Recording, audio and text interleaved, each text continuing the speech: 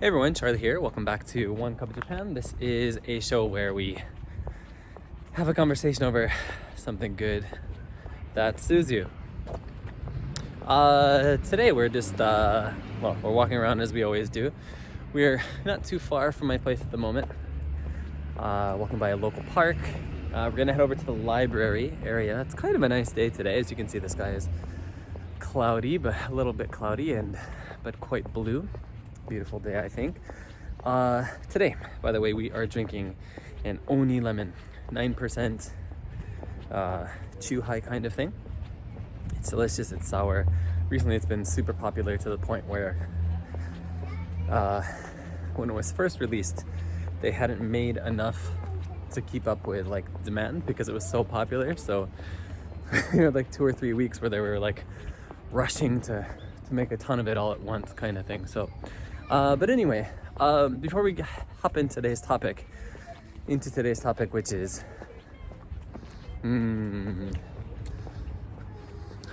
consequences of moving abroad, I suppose. I wanted to let you know that, well, to be honest, oh, it is delicious. Ooh, nice and spa. In the past, there have been people who have watched this show. By the way, I have a very thin scratch in the inbound camera of my phone, which is where this weird reflective effect is coming from, so bear with me. I'm trying to find a way to patch it up so it doesn't do that. What was I saying?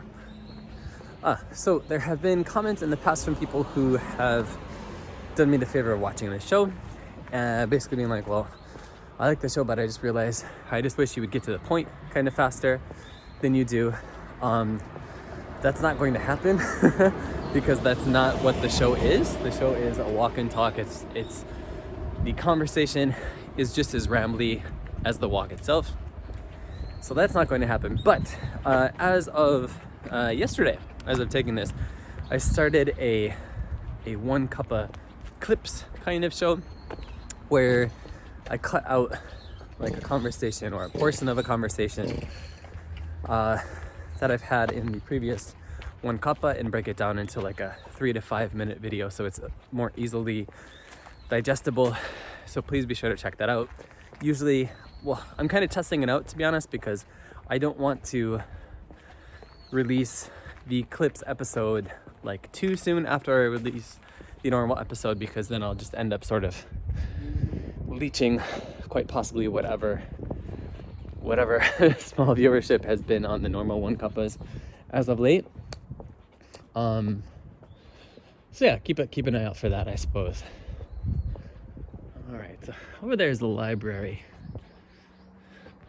It's such a beautiful day. Yeah, of course, it's cold now. You know, it's been cold recently, and that means, well, it means it's cold, but it also means one love on that building over there. I think that is like a salon. A lot of like people doing salons in their houses around here, but anyway, what was I gonna say? Oh, but it also means like the sky is particularly clear on these cold, calm days, and the nighttime is just freaking spectacular. Like if it was just this clear tonight, we could see so many stars because there's not really much light pollution around here. Everything just sort of mostly shuts off around 9 or 10 o'clock around here, so that's a good thing, I suppose. Not suppose, I believe, I know. Anyway, what I want to talk about today is well, I've talked about it before, and I suppose probably because I haven't been too regular with making videos regularly, and also because they're the kind of videos they're long form, they don't really get as much traction as they used to. Well, for both of those reasons, and so I don't get too many comments anymore, which, you know, hurts me on the inside. But I can remember many of the comments that I got in the past were something to the effect of like, oh, you're lucky, you got to move abroad, you got to follow your dream and stuff like that. And well, those things are true. And I sometimes think about my 18-year-old self, my 25-year-old self, who was like this is what I wanted to do, this is where I knew I wanted to be, and all that kind of thing. And when I think like, okay, well, I've accomplished that dream, it's like, it's really quite incredible, you know? And also, it happens a lot when I have just like a normal conversation in Japanese, and even if it's not something that requires a high language ability, where I'm just like, holy shit, I can remember when I was only pretending that I could do this, or pretending to myself kind of thing that I could do this kind of thing. So, you know, by all means, my being here and my having found family and my having found purpose and my I can't really talk about what's going to happen here in the next couple months yet, just in case this video is seen by the wrong people, but just being able to take the steps that I'm going to be taking. I wonder what that red thing is, hanging off kind of like some kind of vine-like plant. And if you look down at the one on the bottom, it looks almost like a gourd.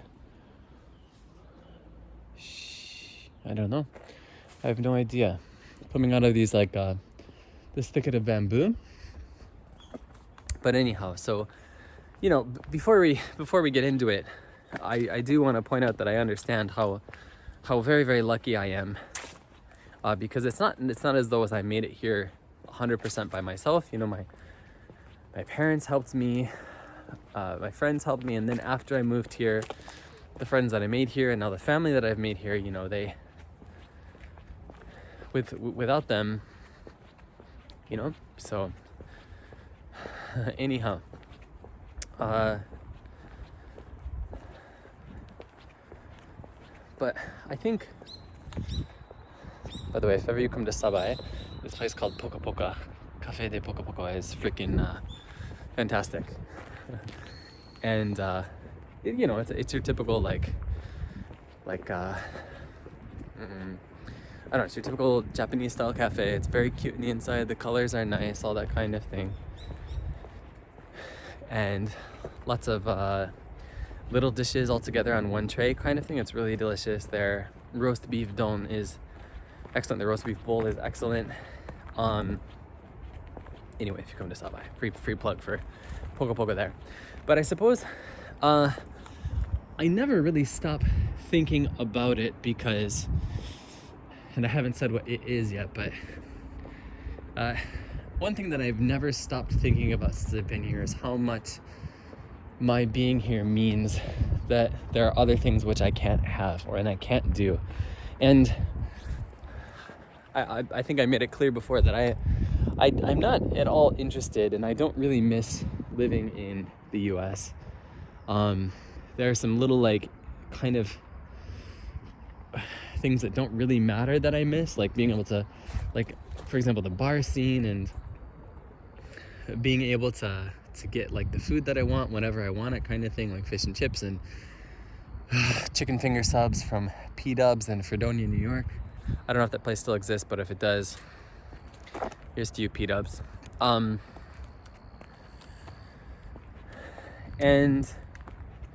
of course, I mean, I miss my little brother terribly. Just one of the best young people I've ever known, and I miss my family, and you know, and all that kind of thing, and yada yada yada. And you know, I think, to be honest, when I first got here,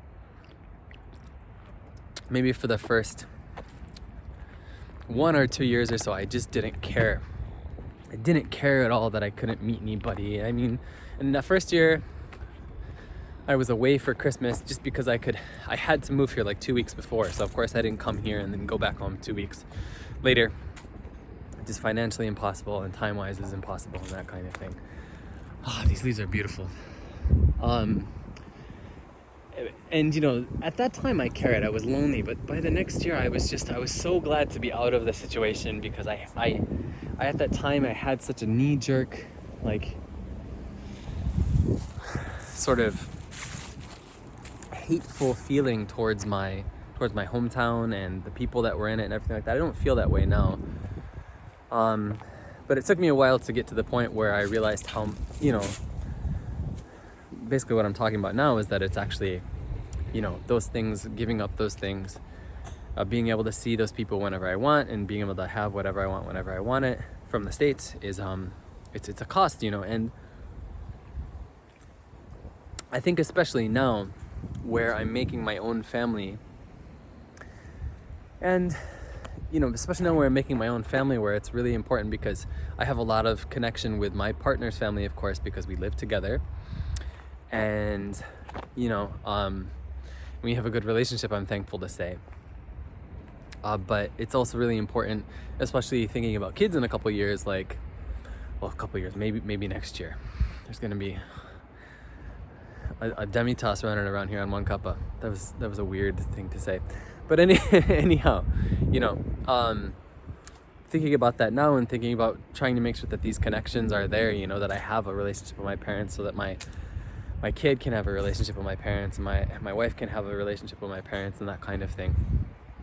And all those kind of things, you know. And to be honest, last year there was a lot of stuff going on. I had I've said as vaguely as I possibly could, excuse me, I was scratching my giant ass nose, as vaguely as possible, that there was stuff going on last year, and I had a lot of health trouble going on, and anyway, it doesn't matter now, because it's, you know, kind of recovered from it. And also there was like some really, basically my partner and I were at an impasse at that time, and so we were dealing with all this different stress, and then we went home and tried to like act like that stress wasn't there, while also visiting with my parents, and then just having, like, at least from my perspective, like, not being able to visit and make the connections that we had wanted to make on our first trip together to the States, kind of thing. And well, the reason why I'm talking about all this is because, of course, now the world is in this situation, and for me to go back to the States right now would quite possibly mean me kind of knowingly throwing everything that I've worked for here down the toilet, if only temporarily, and temporarily meaning 6 months or whatever the case may be, because, you know, if you've been paying attention to, I suppose if you watch this channel, it's likely that you follow some of like the Japan immigrants, the immigrants to Japan, like, Twitter account, that kind of thing. There's not a single Twitter account, I don't think, that's called like immigrants to Japan. I don't know. I don't know, but people like me who have come here to start a life, then probably you would have seen something talking about how much trouble people who live here and work here and pay taxes and buy things here and support the economy here had getting back into the country, if they went home for any number of reasons, once Corona got underway, and being treated sort of terribly by the government in a way that othered them, which is not so unusual, that othered them from Japanese citizens, despite the fact that we pay taxes and we support the economy and we whatever, you know. And the rules have been such now that, I mean, there's a lot of new workers coming in and all that kind of thing, but there's still a possibility that I could go home, and at the very least I would come back, and I would have to be quarantined here for a couple weeks before I could come back to my job. And you know, even then there's like our family situation is such that we live with two older people who are on a high risk group and all that kind of thing. And that's even just if I was allowed back in the country, right? Because it's not like everybody who goes is now being allowed back in, kind of thing, you know? It's not. And right, so that's one thing. Like, you figure like, okay, well, if I can't go and see my family this year, then I can go see them next year. And you know, if all is well, like, probably for my, Jesus, just saying this has made my heart hurt, but if everything is just, if everything just stays as it is, then next year I'll be able to see my mother and my father and my brothers, you know. But it doesn't, I can't say the same for my, oh Jesus, I'm gonna get teary talking like this, but for my grandmother and for my grandfather, you know, they're up there. My grandfather's 88, I think, 87, 88. My grandmother's just a little bit younger than that. Although she likes to tell people that she's 21 because she's born in a leap year. Love you, Graham, if you're watching this. You know, and it's like, and for better or for worse, like, it's like, I think, especially now, because my mother and father live still where I grew up in Western New York, just outside of Rochester. Just outside of Rochester / just outside of Buffalo, kind of like in between. And then my brothers live in California. And so everybody is gonna, if it's possible, people are gonna meet in California this year, in San Francisco. And you know, my partner and I were like, well, we wanna go too. And my parents were like, hey, that sounds like a great Christmas present for you. Let's fly you guys out to California and we can all get together. And of course it's not possible, really, you know. And it's just like, and so, you know, coming to the realization that going home is just not possible, because of something I can't control. Well, everything I can't control, really, Corona, but nobody can control Corona, really. But then also struggling with these feelings of almost like I feel like I'm being kept prisoner in some ways. Right? Just because, I mean, there's a lot to be said for the rights that are afforded to citizens of a place, of legal citizens of a place, that kind of thing, right? But of course, it's easy for me to want to say something like, well, how much of a distinction is there when you pay taxes just like a citizen, you support the economy just like a citizen, right? All that kind of thing, you know. And so it seems like the distinction seems to be almost academic in some sense.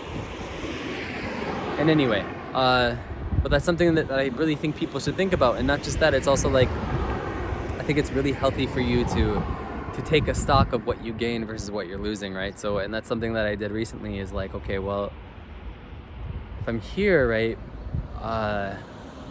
what do I gain? And of course I gain a job that I love doing despite everything. And if all goes well, I'm gonna be in a much better position here pretty quick.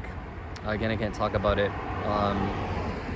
And then, you know, it's not just that. It's like I have a family here.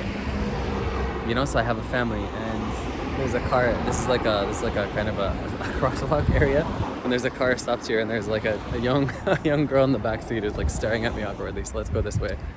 I was taking too long of a break anyhow, and what was I talking about? You know, just taking stock and sort of weighing. I don't need to go through everything for you, right? You don't want to hear it either, probably. So, but anyway, all of this to say, like, I just want it to be,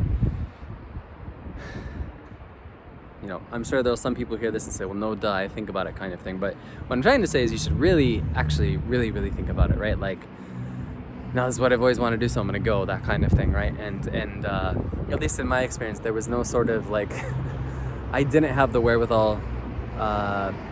Is wherewithal the right word? I didn't have the maturity, I suppose, to really stop and think about what it would mean. And I don't regret it, because I'm happy for where I am and that kind of thing. But and you know, why talk about this, I suppose. And that's because I know that there are people who watch this channel, specifically because of conversations I've had with people who've watched this channel. I don't need to say their names, you know, specifically call them out, but who, for example, are planning to come over here next spring, that kind of thing, or, you know, in 2 years after they finish university, they want to come here and teach English, or they want to just come over for a visit or whatever, right? Or long-term study abroad, that kind of thing. And study abroad, to a lesser extent, should require the same amount of forethought, I suppose. But particularly for the people who are like, no, I want to go over there, I want to teach, and maybe I don't just want to teach, maybe I want to start a life over there, that kind of thing, which in hindsight is kind of a crazy thing to be able to think before you've ever really you've ever really lived in a place. I mean, independently, because I had lived here for a year total before I moved here as a teacher, and so I had some idea, but it wasn't by myself. I was in a homestay situation, and so I didn't really understand what it meant, right? But even so, I thought, okay, well, I'm gonna go start a life. Fucking arrogance of a young man, right? Like, honestly. So, I think you just have to make up your mind that you're going to be okay with things that are going to happen, because of course now we're in an extraordinary situation. We're in an extraordinary situation, of course, but it's not as though, like, if there were no corona, it's always going to be feasible. Sorry, it's the oni inside this oni lemon. It's not as though it's always going to be feasible for you to go home whenever there's a family emergency. It's not like you can always, like, especially if you're doing your own thing or if you have your own company or whatever, it's not like you can just drop everything and go, like, or I suppose in that situation it might be easier, but whatever. It's not as though you'll just be able to always drop everything and just go. Maybe you won't have the money, maybe for whatever reason it's just not doable, right? And so anyway, it's something to consider, I suppose, and it's something that not just myself, but I know other people are having to deal with, because it's like, what do you choose, like, after you've made an investment of 2 or 3 years or in a place, or in my case, I've been in Japan 7 years of my life, right? I'm 33, so that's it's a little bit over 20% of my life, I suppose. Am I doing that math? Yes, I am. It's a little bit over 20% of my life I've spent here, right? And I've invested here and all that kind of thing. And there's something to be said about, oh God, what is it? There is the sunken cost fallacy, I think is what it's called, if I'm remembering it correctly, where basically you feel like just because you put an investment in something, that it's worth it for you to continue, just by virtue of having put so much time and effort into it, that it continues to be worthwhile, that kind of thing, which of course is not true. But that's why it requires the thought that I was talking about. So, well, anyway, that's all.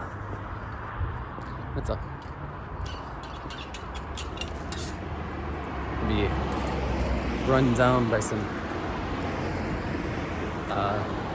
slightly older BMXers here in a moment. A little bit dangerous. But anyway, I suppose that's all for today. We're almost at the end of our cuppa, but I want to show you this park, and hopefully there's not too many kids over here so I can. There's quite a few, like, I'm not knocking it, mind you, but there's quite a few, like, men in their 40s over here doing, like, BMX and shit, which is cool. I never understood though why this, by the way, is the library over here. It's a library. It's actually just been reopened after like 2 months of doing refurbishment, reform as it's called in the Japanglish, and just reopened. But there's always people out front doing BMX, and I don't know what makes it such like a good BMX area. But that said, over here too, we've been here before. There's sort of like this amphitheater-ish park where a lot of people come to do like skateboarding, and there's a thing called lipstick. I don't know if it's a thing in the States, but it's basically a skateboard, but it's shaped, it's a figure 8 shape, and the forward section and the rear section sort of can twist independently of each other, and if you do that, then it can kind of what's the word? Slither. That's how snakes move. Slither. Anyway, it's a skateboard that moves like a snake. I don't know what else you want me to say. Yeah, so that's what people are doing over there right now. But anyway, let's get over here and let's finish up our adult beverage and call it a day, I suppose. I'm looking here at the moment. Part of the reason why we came this way today is because I'm looking for an open building that's looking for tenants. So a business building. So that's why we're over here. But what a beautiful day. I swear to God, This year has been kind of unusual because there's a lot of people in like the immigrant community who will continually shit on Japanese people for talking about how Japan is great because it has 4 seasons, and you will hear it a lot. But usually the way it ends up is that there's really like there's 2.5 seasons, right? There's like you get a full summer and you get a full winter, and then you get like a quarter. Am I doing the math right? Yes. Then you get a quarter of spring and you get a quarter of autumn. By which I mean you get like 2 weeks of spring and 2 weeks of autumn, and usually it's just it's either terribly cold or it's terribly hot. Well, it's terribly cold. It's not Buffalo or Toronto or anything like that, but that kind of thing. But this year has been, I don't know, I want to say from maybe like the middle of October. We've had some crazy hot days suddenly because, well, you know why, but we're back here. But it's been such a pleasant, long autumn. Like it feels like we've had about a good 5 or 6 weeks of autumn this year, which is just so rare and it's so lovely, and I wish it would stay forever. But anyhow, there's no place to sit to finish our adult beverage, so now we're back almost to where we started. If you recall, over there is One Love Salon. Oh God, that has really come to my face.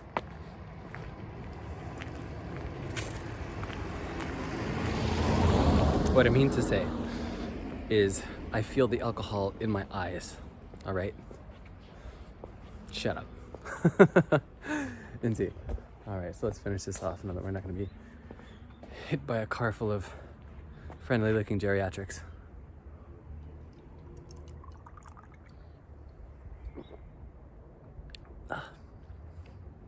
The end is where the pain comes. All right, guys. Thank you as always for watching. Do me a favor. Please check out the new Clips series. Please consider checking out my Patreon. See if there's something that you don't like over there that would help you consider supporting that. Stay healthy. Stay happy. Stay healthy. Stay safe. That goes for you and your family. And I'll see you all very soon indeed. Cheers.